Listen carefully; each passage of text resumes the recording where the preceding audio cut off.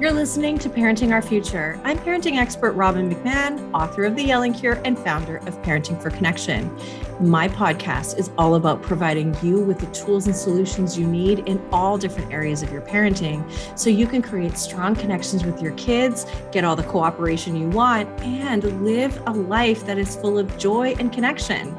And by the way, the tools and solutions that you're looking for in your parenting don't just live in each episode of my show, they're also in my free membership site, the Parent Toolbox, where you can access tools created by myself and my brilliant guests that cover everything from helping your kids to sleep, managing meltdowns, reducing overwhelm, to getting your kids to listen the first time, and so much more. Join the Parent Toolbox so you can download and use the tools that are ready on the site, and each week a brand new tool is added. And of course, the best part is it's absolutely free to join and to stay in. You can go to www.parent-toolbox.com today. Now, before we get into this episode, I want to share with you another podcast that I think you're going to find really interesting. It's called Didn't I Just Feed You? It's a weekly candid conversation about feeding our families, even for parents who hate to cook. Hosts Stacey Billis and Megan Splon are two food professionals who get real about feeding kids, tweens, and teens because they're also busy working moms, so they get it. They talk about how to turn things like nachos into a legit family dinner, to the magic of meatballs, to solving the after-school snack problem, even reducing kitchen waste and debt all at once. They chat with guests from Food Network stars to everyday moms who, let's be honest, are the real experts. In fact, Didn't I Just Feed You is a staple on the iTunes Top 100 food podcasts and the only food podcast made with parents in mind. Stacey and Megan are on a mission to make cooking easier, more delicious, and maybe even a little bit more fun. Find Didn't I Just Feed You wherever you listen to your favorite podcasts, and be sure to subscribe so you don't miss a thing. Now, you can also find Stacey and Megan on Instagram and Facebook as @Didn't I Just Feed You. Now let's dive into this next episode of Parenting Our Future.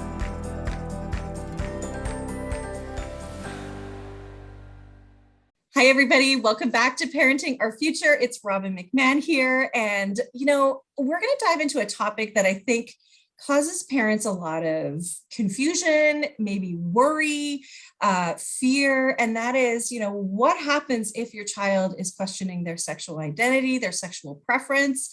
There's a lot that scares parents, and I am so lucky to have two parents here who have navigated this journey and are advocates. I have Vanessa and J.R. Ford here, and they are nationally known as advocates for LGBTQ plus rights, specifically rights for transgender youth. Their advocacy and work has been featured in the New York Times, Newsweek, the Boston Globe, Washington Post, and in Gender Revolution, A Journey with Katie Couric, where they were both the founding members of human rights campaign Parents for Transgender Equality Council. Sorry, I should have said that all together. They live with their two children, one of whom is trans, in Boston. So welcome. Thank you for being here, and thank you for talking about this with me. Absolutely. Thank you for having us. Oh, you're welcome. Well, this is something that's close to my heart, and really, my friend. So I have my best friend from high school. We're not as close anymore. He's now he, and we grew up together as girlfriends, and it's so funny because this one person's story, I think, has allowed me to share it with so many other people, and I said to my friend, Easton, I said, I don't think you realize how many people's lives you've really impacted through your story because of the work that I do, right? So it's really allowed me to see what that transition is like, to struggle to sort of understand that person, to relate to that person, see changes in that person, but ultimately see the essence of that person is exactly the same as it always was. So that's something that, I know for sure, right? I know it and I feel it. And I still love my friend Easton, even though Easton wasn't Easton when we were growing up together in high school, right? So let's talk about you guys, your story. You've got two kids and one of them is trans. So please please share your story with me. I'd love to hear it. Yeah, absolutely. So as we dig into this, I just want to clarify one thing, and that's really a difference between sexual identity and gender identity. Okay, because good. we're going to really be digging into the gender identity piece of this, who people think know they are to be inside, not who they love or they are attracted to, but who they are, instead of who they go to bed with, who they go to bed as, we like to think. And our journey started, love it. Gosh, 6 years ago with our two children. We have an older son, Ronnie, and 17 months later, we have our second child, Ellie. And Ellie uses they, them pronouns and identifies as transgender, non-binary. But for the first 5 years, after Ellie told us who they were, they did use she pronouns and have clarified that over time as their own understanding of who they are has developed. So you're going to hear me and JR use they, them pronouns, versus if you look up some of the things we've done, you might see she. We are evolving with our child. Right.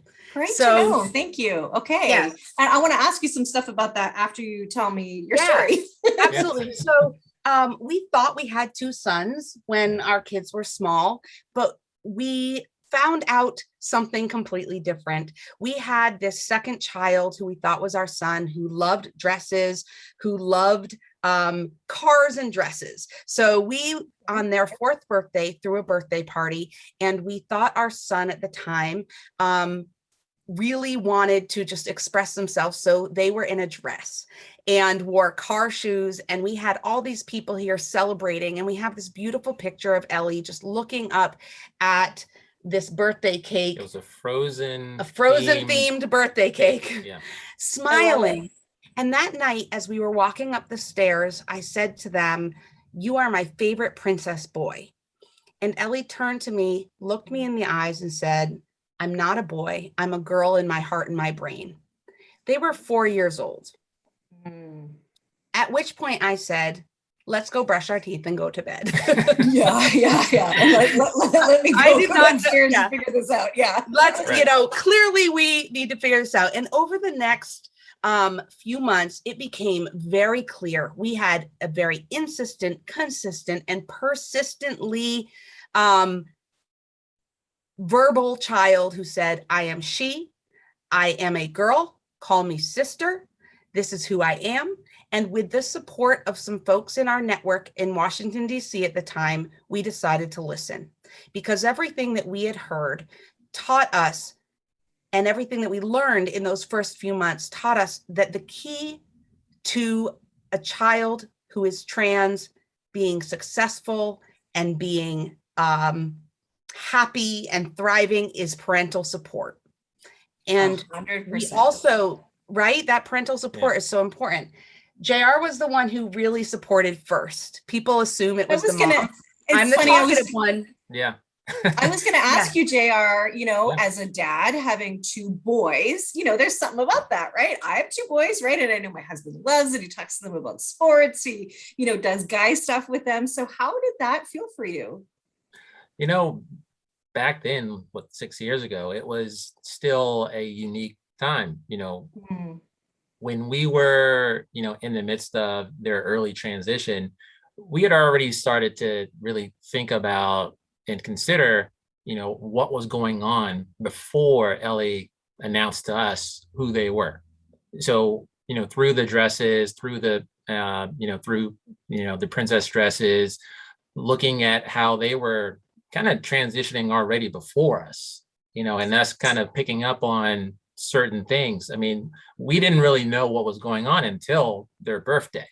So we had already had some conversations, some really, really early conversations, at daycare where, one of the daycare providers asked us about the nail polish that Ellie came in with, and, just had, some really interesting questions that, we had already kind of thought about, because we're pretty progressive, pretty open. We want our kids to thrive. So Ellie going to daycare with fingernail polish was not a big deal to us. So when we started to confront some of those questions, and really, up to that point, of the birthday party, it really was, that was the kind of the tipping point of us going into this whole transition with Ellie.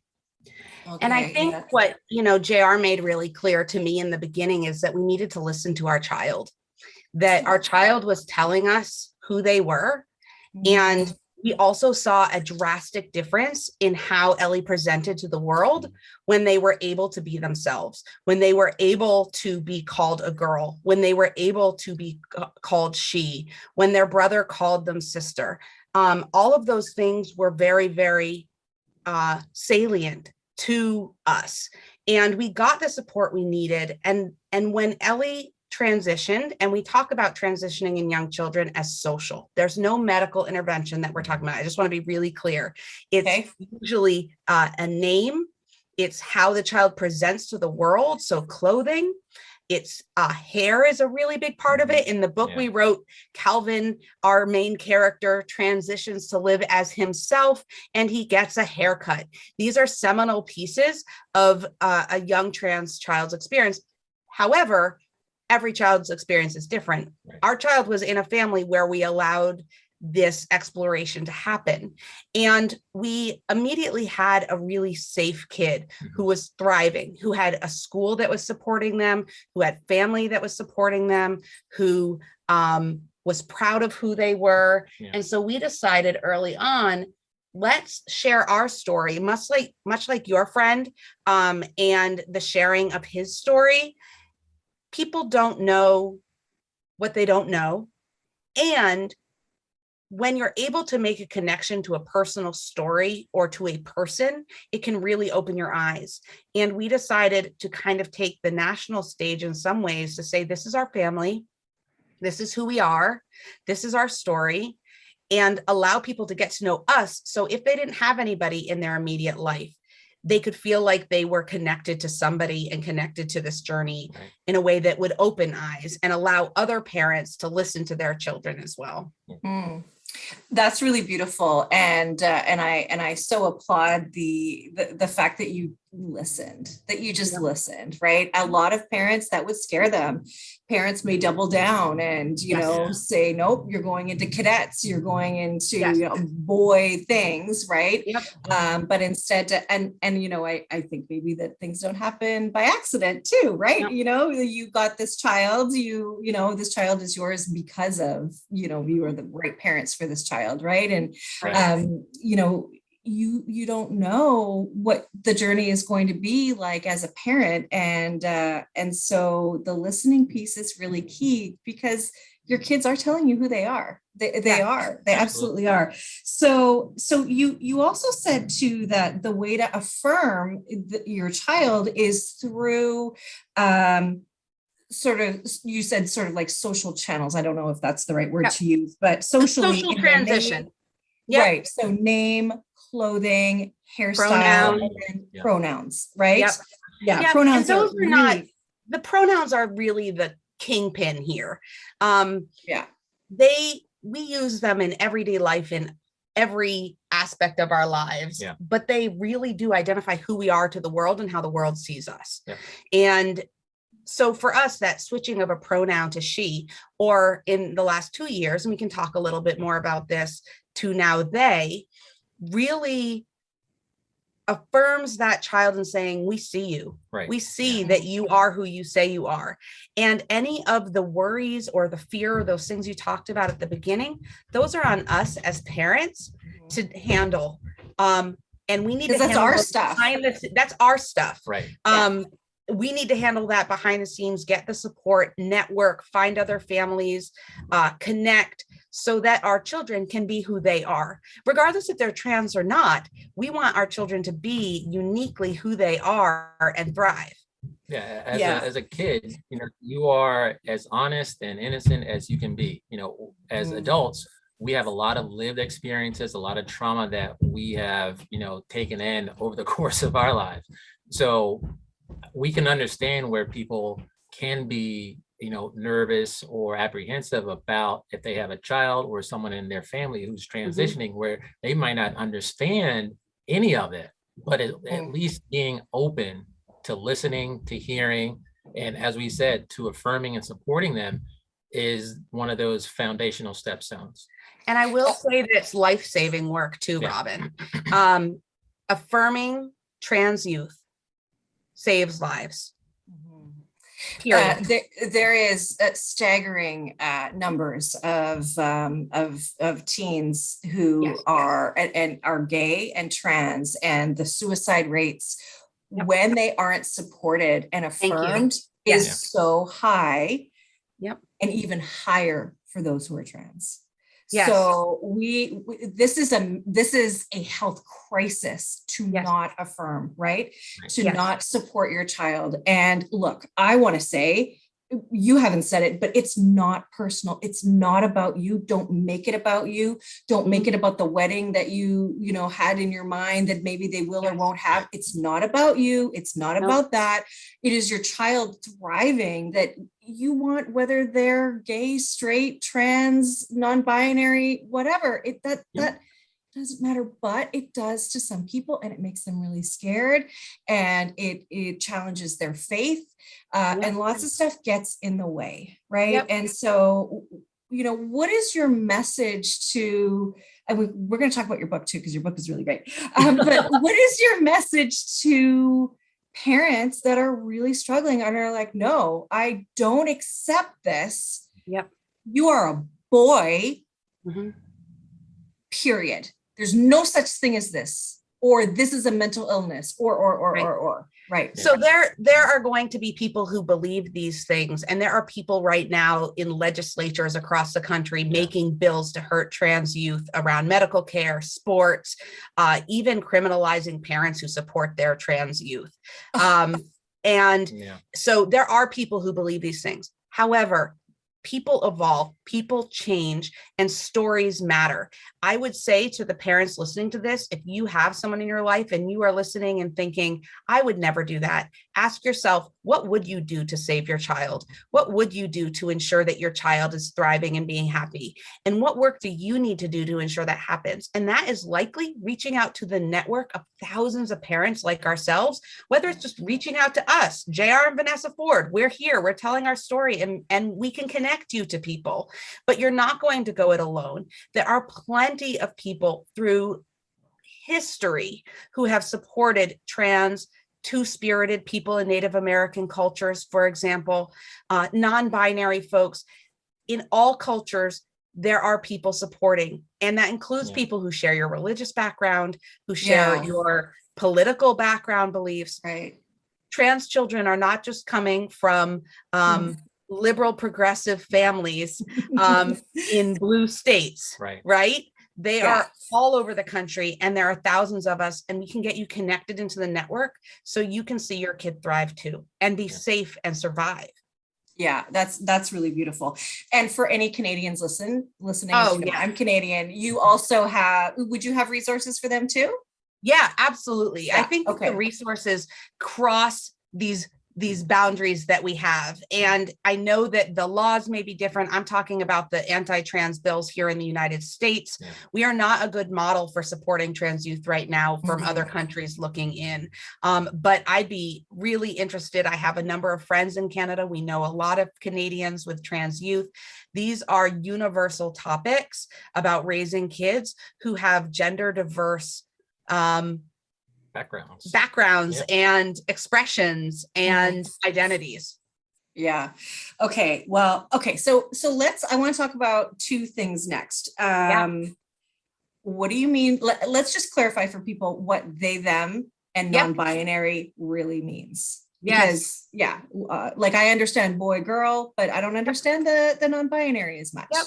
Yeah. So non-binary is under the umbrella of trans. Non-binary identities are diverse. It could mean that somebody identifies as both male and female. It could mean they identify as neither male or female. It could mean they identify as a certain percent of male and a certain percent of female, and they don't fit within this binary that we have created. I mean, from the moment people find out they're pregnant, they're throwing up pink and blue everywhere. We're saying you need to fit in these boxes. Non-binary people are saying that box is not for me. And they, them, those pronouns are one set of pronouns that some non-binary people use to say, I'm not he, I'm not she, I'm I'm either a combination of both or neither at all. And it helps them find words for their identity and give other people language that feels affirming to them as well. And so for Ellie, they came to us during the quarantine and said, you know what, she doesn't feel right. He doesn't feel right. I'm still trans, but like, what are my options? And we talked a lot about the different ways that people identify. And for Ellie, the pronouns they, them really fit. And they were, and we have used them. Yeah. It is something that people feel is outside the grammatical norm. We use they, them singularly all the time. Oh, that person dropped their wallet. I wonder where they are. Yeah. It was an individual person who dropped their wallet. It's confusing though. It is confusing, right? Like who? Yep. And it sometimes, and exactly. And I will say the more that's utilized and the more that's normalized and the more those pronouns are respected, the better and more diverse and interesting our population will be. And our child's just one piece of that puzzle. And it was interesting for us also to have this clarification of gender, because when Ellie first transitioned, I went to a therapist and I said, what if this is a phase? Okay, that's kind of the next question. Yeah, right? So let's dive into that. Yeah. Yep. And she asked me, so Vanessa, what if it is? And I said, but what if it is? Yeah. And she said, people are who they say they are until they tell you otherwise. And it is our job to respect that. I have taken that and used it every day since with every conversation we've had. Yeah. And it is so true. We would not have changed anything on our journey in supporting Ellie because now they use they, them, and before they use she. Right. It's been a journey for the entire family. So it just wasn't Ellie's journey in transition. It was also a family transition for us to understand the new definitions, the new lexicon, also learn about the different stories that we've been able to learn from, the trans elders that we've been able to connect with. People. So it's really been a transition for all of us, in terms of just the definitions and the stories, as well as developing new language, because even now there's even newer language that we're continuing to learn about in the trans. Well, there isn't enough language, I don't think yet, or at least I don't know it yet, because, as Ellie grows up, maybe your other son has kids and maybe Ellie has kids. That's not my point, but they're not auntie or uncle. What are they instead? Right. And I had this really cool experience. Somebody I know has a child who's trans, and they were somewhere and somebody said, oh, are they sisters? And this friend of mine said, no, they're siblings. Right. Yep. And people often say, oh, I have 2 kids. Great. A boy and a girl. I have 2 kids. Right. Right. I have, and we use sibling for Ellie. And there's a great word instead of niece and nephew, nibbling. It's a word utilized a lot in Europe and in England. Yeah. And it is a great word that falls outside of the niece and nephew. But again, that falls on us. We're looking for that binary. We're looking for the comfort in language. And we have these youth who are fierce and authentic and unique and diverse. They're driving the narrative. They're driving the conversations, and it's up to us to continue to learn. Yep. You know what? That is beyond true. They are fierce. They are fighting for their rights, aren't they? I totally see that. And even though they are also struggling, right? Yep. They're just saying, no, I'm here. Pay attention to me, listen to me, listen to what I'm saying, right? And look, it's still confusing, right? It is confusing because somebody who's non-binary could, and sorry if this is we'll correct it if it's good. I mean, look, I don't pretend to know it all in any way, shape, or form, but I'm thinking of an actor specifically. He looks like a guy, dresses like a guy, goes by they, them. Yep. So that's, it's like, oh, really?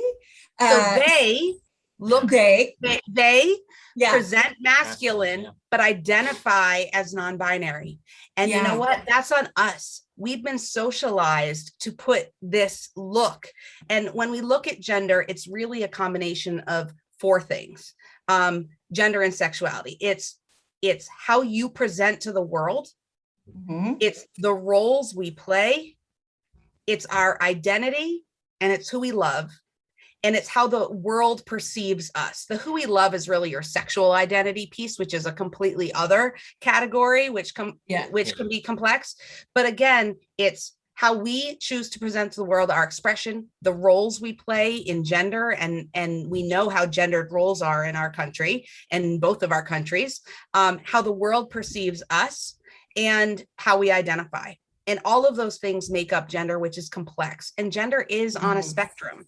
It is not just male, female, boy, Absolutely. girl, sports, princesses. Yeah. I think about my own gender identity. And if it was 100 years ago, I wear jeans and a t-shirt, that would have been unacceptable in the way of my gender expression. So we have new generations of folks pushing those limits. Yeah. We have folks who are out in the world with beards and lipstick and breasts and using neo-pronouns and different pronouns. And it's our job to accept them for who they are and do the learning we need, not their job to necessarily teach us who they are.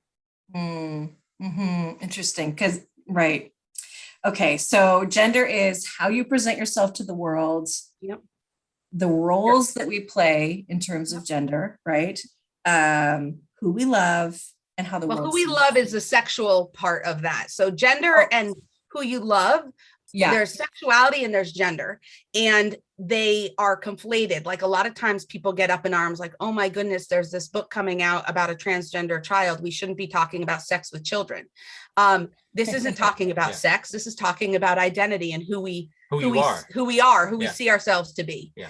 And so as people grow, it gets complicated by the spectrum of sexualities that exist and the spectrum of gender and where you fall on those different pieces.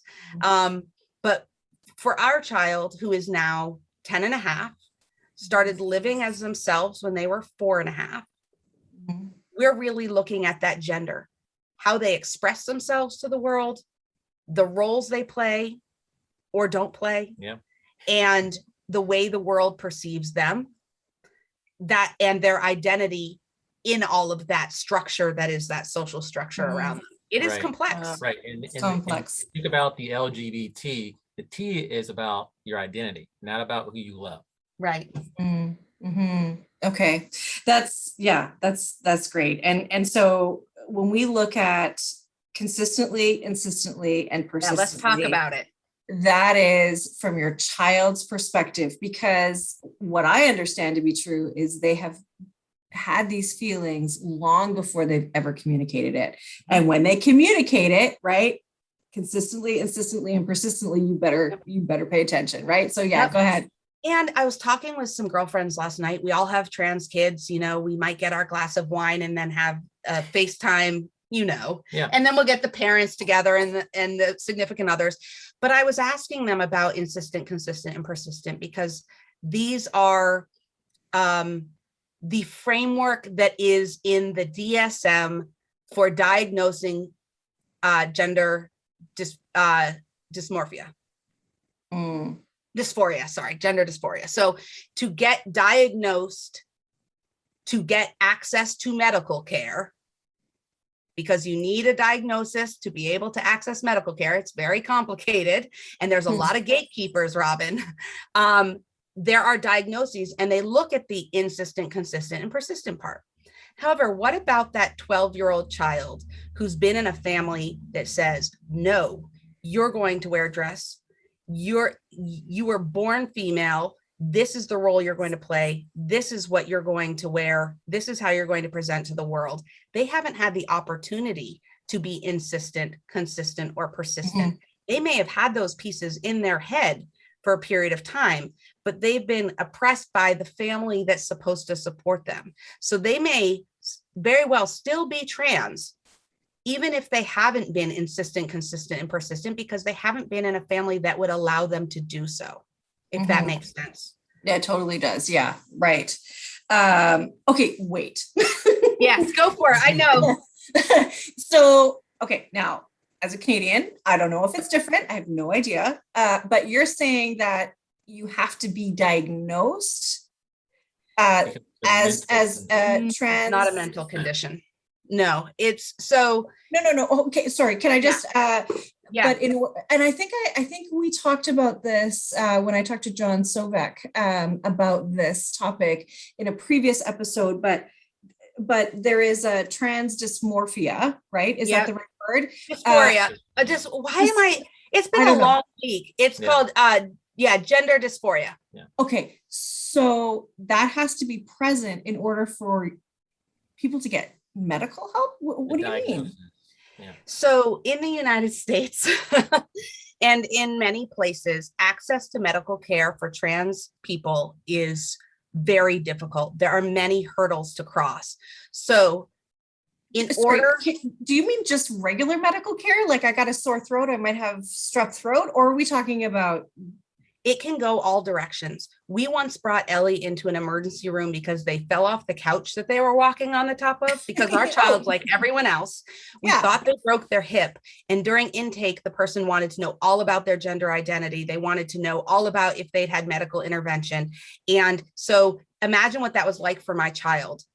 Right? And you're like, can you look at the hip? Can you just look at the hip? Yeah. Never mind. Yes, exactly. Oh, and so there are layers, but in order to get the medical care that is affirming medical care, what we're talking about here are things like puberty blockers. These are a pause button that allows transgender youth a few extra years to really understand and pause that natal puberty and before making decisions to get additional medical care like cross-sex hormones.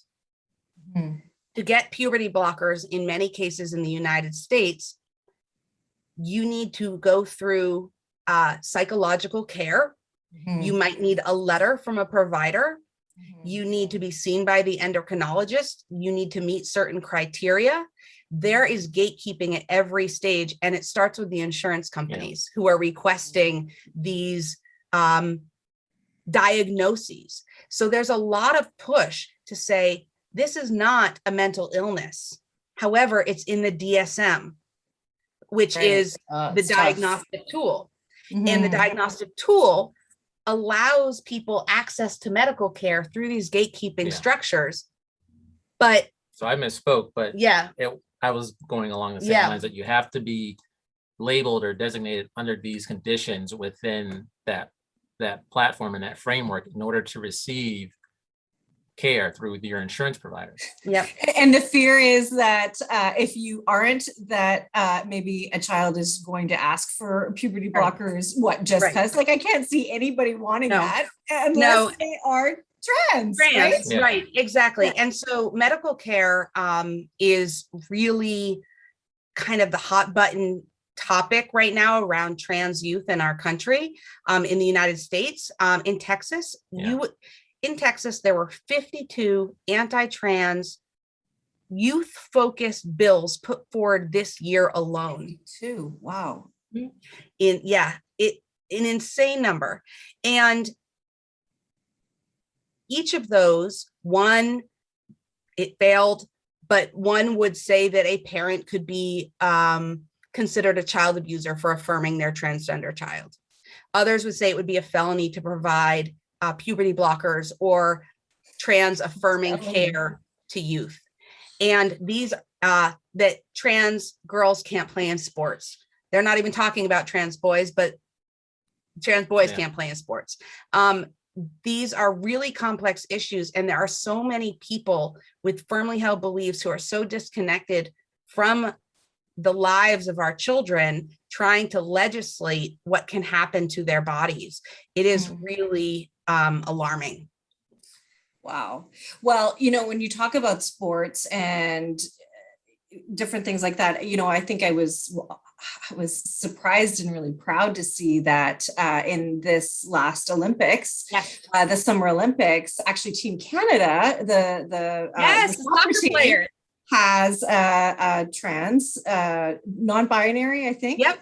They are playing on the team. And that's a big deal. That's a really big deal. And we're also seeing it normalized more. And again, I want to make sure my language is right, but in popular culture. So we're seeing it on TV shows, right? I think Big Sky is one of the shows that has a prominent character who's trans, and we've seen that in some other shows as well. So I know that that's taken two ways. I personally think it's great. I think it's great. Like, let's normalize this. Let's just accept. Let's show that they're worthy of love and belonging, just like anybody is, right? And I also know that it scares people because they say, well, it's everywhere now, so people just think it's an option. But I know, I know. It's just like, there's no way. I am as girly of a girl as they get. Like, you and me, we may both be women, but I am definitely further on the girly girl spectrum than you, right? Yeah. So, but we're both identify as women, right? We are cisgender, which means born the same gender as assigned. As we identify. Sorry, yeah. So what do you say about that in popular culture?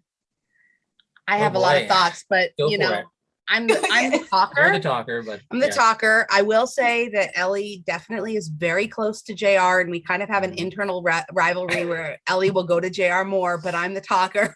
That's great. It all works. It is a positive cycle.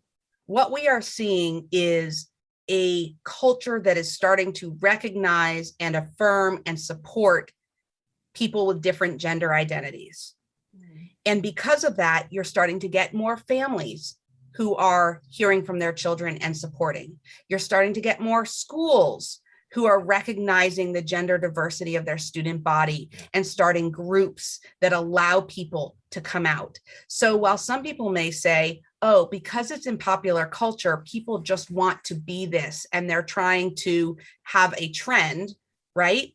They're trying to glorify it. They're trying to make it all seem like what a great thing to do. Right. Well, I will tell you that our child is really wonderful, and we wouldn't change it for anything. So it is a really great thing. However, I think the fact that we are seeing this representation begets people feeling like they're seen. And when people feel like they're seen, they're their authentic self. So we're seeing more and more folks coming out. And we're seeing more people support. Yeah, it cuts across everything in society, whether you're, whether it's race, whether it's gender, you're seeing representation really expanding across all different types of media.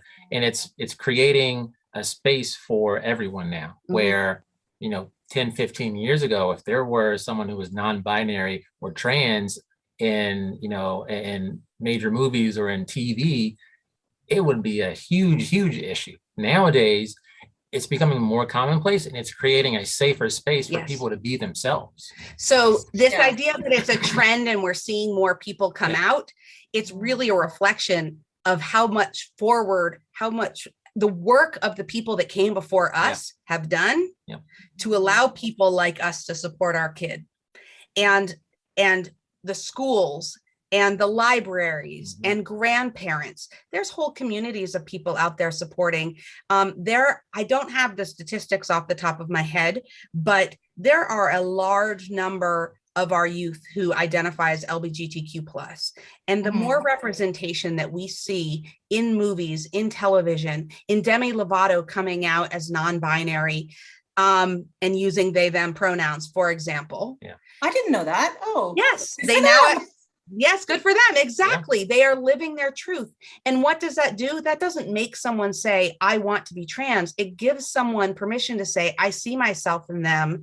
And if they can do it, so can I. And then it's our job as parents. I was a teacher for 15 years. Teachers play a critical role in this as well, to affirm those voices. There's always going to be naysayers, but I truly believe through education, storytelling, and getting to know the people in your life, that we can kind of move those negative mountains out of the way, although some of them are quite negative. Right, especially with all the legislation that's taken place and draft legislation around the country. Yeah, and it's fear. It's fear, right? Like, let's just put it out there that it's fear, right? That's where it all is. And, you know, and again, we go back to the profound statement that your therapist gave you is people are who they say they are until they aren't. So until they tell you otherwise. Or until they tell you otherwise. Yeah, sorry. Thank you for correcting that. I knew that I didn't write it down perfectly right, but anyway. Oh, that's okay. I talk fast. Writing it down would take a lot of speed. Yeah. So and you know, when I even get excited when I see somebody who I think is trans, you know, on the screen, and their character has nothing to do with that, their identity, right? It's just, that is this character. And there's a show that I can't think of the name that I watched. And I was like, this is great. This is just so great. Like, who cares? Like, it has nothing to do with the actual character. The character is a lawyer. And like Laverne Cox, the actress Laverne Cox has played a number of different roles, not as the trans lawyer, as the lawyer. And it's more seeing people with these gender diverse identities in these spaces, taking up space for all the things that they are, not including their gender identity. Right. Yeah. I think that's when that's when you win, right? Is when it becomes a non-issue. Like, yeah, sure, great. I love you anyway. Doesn't even matter. Okay, so let's talk about a couple of things here where I think people can get tripped up a little bit. So one is, what do you do if, and it sounds a little bit like this, like it was good at home for you to affirm Ellie, but then once people start to see and you sort of open yourselves up, right? Like, what if family doesn't agree or rejects your child? What if teachers don't agree, reject your child? What if your child's best friend rejects them? So what do you do about that? How do you help your child through that? Oh gosh, that's a lot. It is. We are their safe space. You know, I think both of us pride ourselves in knowing that Ellie can come back to us and know that they have supportive parents who will stand up for them. You know, we've talked and have provided education to many of the schools that, you know, Ellie and their brother have gone to, you know, to help to create the educational opportunities, also to extend, you know, their education through the parents that we've been able to connect with as well. Ellie's best friends, you know, are supportive. Their parents are supportive. It's all about being able to surround yourselves with people who can support you, but also being open and honest and correcting people when they don't have the right knowledge about who our kids are or who people are, you know, in the communities. You know, we've been really lucky in that we've had support from all of the people that you're talking about. Has Ellie been bullied at school? It has happened, but the school addressed it, right? And I think in each of these spaces, it comes down to education. So for schools, there are many laws that support you, that you can't bully based on gender identity, for example. And there's laws that support, but a law and a policy doesn't mean what's happening in action. So that training and that learning needs to happen. What about a family member? Well, to be honest, if a family member were to consistently misgender, not use Ellie's correct pronouns, and call Ellie a pronoun that they do not identify as consistently, that person would not have access to our child. And those are really hard, real life things that are happening every day. There are fearless parents out there who are not living in affirming states or provinces, who are not, who are on this journey alone. And we just say, you're not alone. There are so many others, but people can grow and change, because the prospect of losing a family member over this, while it does happen, sometimes wakes people up to say, I need to get on board. But unfortunately, that is a reality. And each one of those is different. So, you know, schools is one setting, families another setting, churches, you know. It's a huge sacrifice that families have to make, where they have to either relocate or remove people from their lives because they're not supported. Yeah. Yeah. And it does happen, but the key is, again, we want a safe, thriving, authentic Human being. Yeah. And we want them to have a network around them that supports them. And they also need to see that their parents stand up to those people who are not respecting them. Yeah. Right? Isn't They that need to huge? say, grandma refuses to do this. Grandma keeps sending, we see this a lot. Grandma will send a Christmas card to my trans daughter that uses their old name and he throughout the entire Christmas card and does it. Well, maybe that card doesn't get to that child anymore. Right. It's too hurtful. Yeah. Oh my gosh. That's got to be a lot to navigate. And I think that as a parent, if you're facing that, I think you really need to get help to navigate through that, because you don't now want to take that out on your child and somehow say, like, if it wasn't for you, I wouldn't have to say no to grandma, but of course, it makes perfect sense. But look, that's hard. It hurts. Yes. And get some help to help you through that, because that is really real. And, it's not your child's fault. They're just living their truth. And, and look, nobody, I say this about my own child, right? I have a non-neurotypical child, my oldest, that way. And, it just is. It is the reality, right? And so to be at war with it is not ever going to help anybody. Certainly not going to help my child. So to say, okay, this is what's happening, and regardless, you're a part of me, and I love that. I love the fact that you standing up for your child and your child seeing that is. Think about it, right? It's kind of like being like a working mom. My kids are like, stop working. And I'm like, but they're seeing me outside of the role that they may expect sometimes, right? They're seeing me be a leader, or they're seeing me be successful at my career. And that is really important, just as it is for them to see us actively stand up. Yeah. When Ellie had a bully, last school year, it was critical that Ellie knew that we would advocate for them to the school and ensure that we were holding the school accountable to making sure this didn't continue. And if they can't trust us, if they can't trust the parents to keep them safe, who can they trust? Well, and look, I think the reality is that you may need to mourn the loss of the family you thought you would have, of the kids that you thought, right? All of that stuff, right? But remember too, that when things like this change, and I just had this conversation with another guest,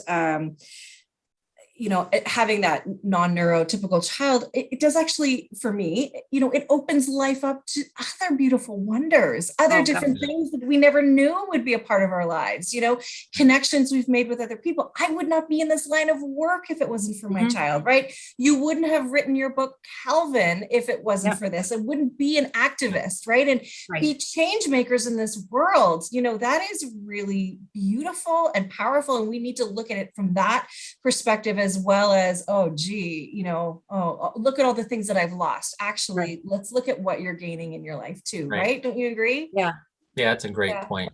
You gain so much from the evolution and transition that you go through as a human being. Looking at Ellie's and our transition has definitely opened up my eyes as a human being about how much I'm willing to love a person. Seeing Ellie thrive, they have their ups and downs, but to see them thrive as a human being really has kind of blown the ceiling, right out of the sky. So, between Vanessa and I, we do have a little competition about, who Ellie confides in and, shares some of their. I'm winning this week. I'm winning the Ellie's confiding in me this week. But usually it's JR. And the thing is that that's all we want as parents, is for our kids to thrive, right? And again, it's hard enough to raise a typical child, never mind a child with different needs and circumstances and all of that stuff. So, I just really want to say too, that for any parents who are listening, if you need help, reach out and get some help, because it is hard and you're not alone.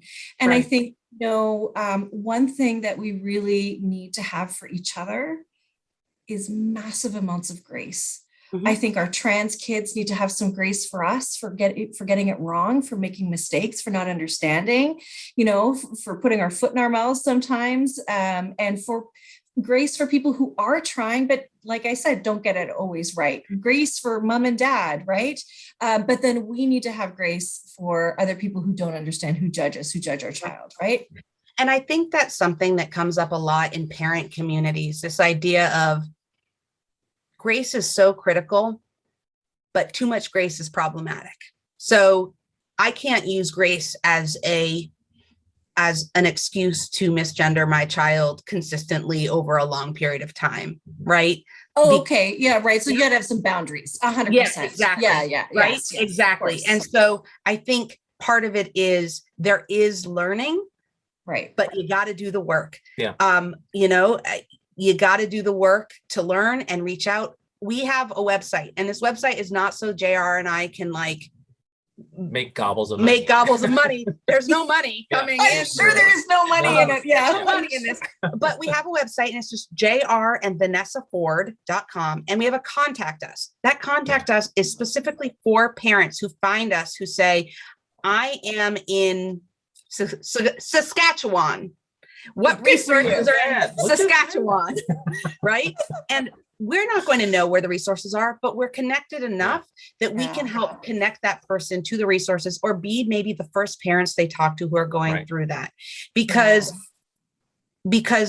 the idea of not being alone, the friends we've made, the community we've built has been so profoundly life altering and changing to us in such a great way since Ellie's transition, that we would want nothing else. And we would want that for other families too. Yeah. Vanessa's the fierce mama. No kidding. That's what you got to be. I mean, me too, hey, we need to fight for that. So that's so great. So on your site, is that where people can also get your book? Yeah. Calvin. Oh, let's talk about Calvin for just a second, because we love him. Yes. A few years ago, we knew that when Ellie transitioned, there were a few books on the market that had transgender characters. But at the time in 2018, when we started writing this book, there were no books that had transgender boys in them. And there were no books with transgender kids of color. And we have a biracial transgender kid of color. We don't have a transgender boy, but we worked with many in the trans community, along with many parents, and an amalgamation of stories to birth Calvin, who in this story is one that truly celebrates the transition and the coming out and the introduction of a trans kid and their new name. All the books that had existed prior had kind of the trope of bullying and not being believed and having to overcome that. We wanted to remove that from the storyline and say, what does it look like when a child is affirmed and supported by their family, their community, and their school? And that's the story of Calvin. There has since the publishing time frame is exhaustively long.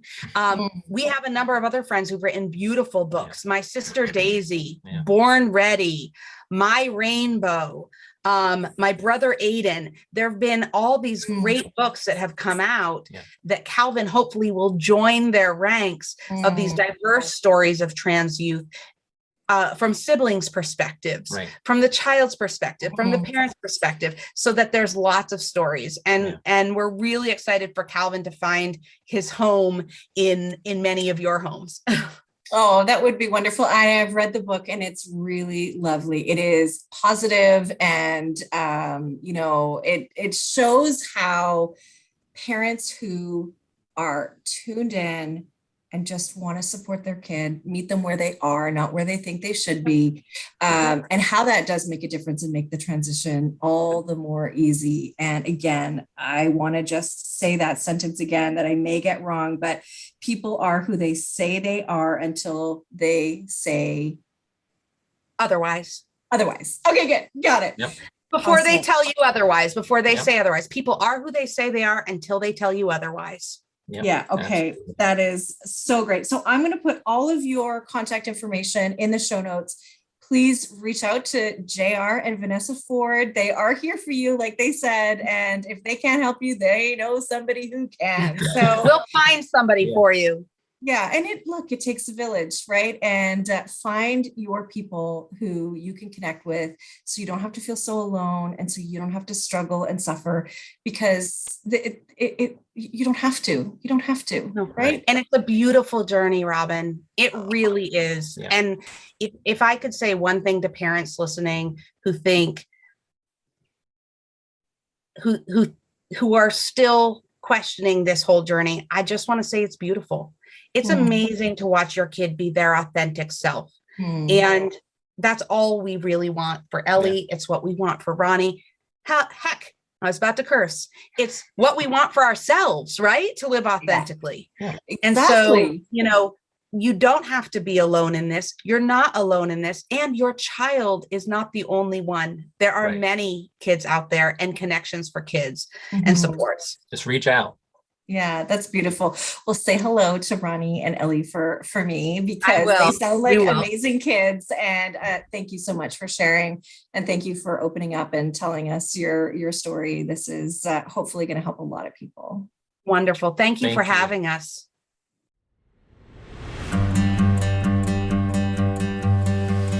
Thank you for listening to this edition of my podcast, Parenting Our Future.